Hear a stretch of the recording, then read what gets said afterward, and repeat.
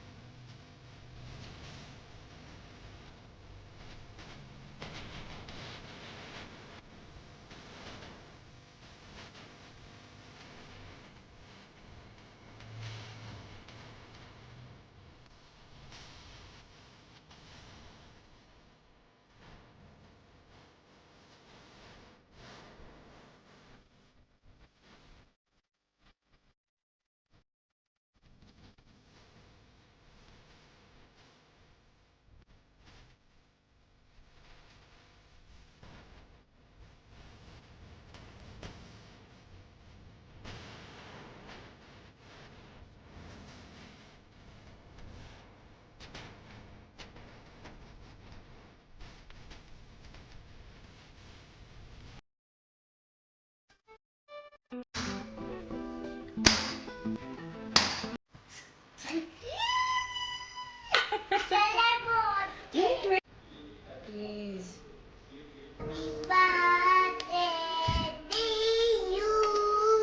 ఎవరిది బర్త్డే?